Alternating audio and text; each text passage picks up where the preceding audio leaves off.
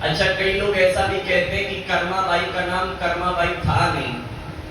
ये तो जब ठाकुर जी के लिए खिचड़ी बनाती थी तो मंदिर जाने के लिए ठाकुर जी को लेट होता तो ठाकुर जी कहते थे जल्दी कर्मा जल्दी कर्मा जल्दी कर्मा, तो कर्मा कर्मा कहते कहते कर्मा बाई नाम पड़ गया।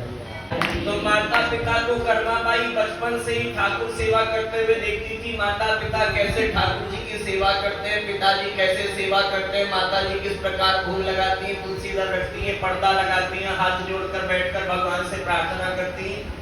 तो पिताजी बड़े परेशान हुए, बोले क्यों? बोले बेटी को लेके जा नहीं सकते, 5 साल की छोटी बेटी है, इसको कहाँ लेके जाएंगे ऐसी अवस्था में।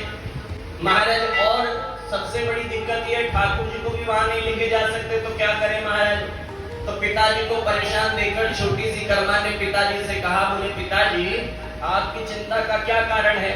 सेवा का कार्य तू कैसे करेगी, तुझे भी घर छोड़ के जाना। बोले पिताजी कोई बात नहीं, माता जी को देख देख के मैंने खिचड़ी बनाना सीख लिया है। ठाकुर जी के सामने खिचड़ी रखी और खिचड़ी बनाने के बाद ठाकुर जी के सम्मुख खिचड़ी रखी, हाथ जोड़कर बैठ गई।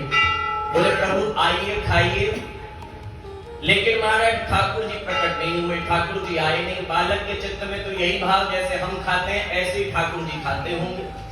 बोले अच्छा अच्छा ये इसीलिए नहीं खा रहे क्योंकि महाराज पिताजी माता जी तो खिचड़ी के अंदर खूब सारा ये डालती है।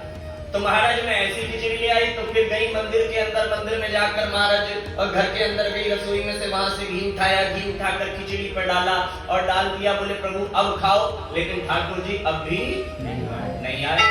सोचने लगी क्या कमी रह गई, क्या कमी रह गई। याद आया, बोले पिताजी तुलसी दल भी रखते हैं। क्या रखते हैं? तुलसी दल। तो तुलसी दल में लाकर रखूं, तो तुलसी दल लेकर आई है। महाराज कहते हैं ठाकुर जी प्रकट फिर भी नहीं हुए। फिर उसको याद आया, कहने लगे बोले पिताजी तुलसी दल रखते हैं, प्रसाद रखते हैं और फिर पर्दा लगा देते हैं, ये थोड़े शर्मीले हैं। थोड़ी थोड़ी देर में महाराज ये देखे कि भगवान ने खाया कि नहीं खाया, लेकिन जब नहीं खाया तो महाराज कहने लगे बोले आप भी भूखे बैठे और जब तक आप नहीं खाओगे तब तक मैं भी खाने वाली तो हूँ नहीं, मैं कैसे खाऊंगी? पिताजी आपको खिला के खाते हैं, पातू जी भूख नहीं लगा रहे। अब महाराज करड़ी करड़ी बोलती, बोले उठाई डंडी और डांटे भगवान को, बोले प्रभु अब महाराज खाओगे कि नहीं खाओगे? और जैसी डंडी उठाई भगवान को डांट लगाई तो ठाकुर जी प्रकट हो गए विग्रह से। बोले बात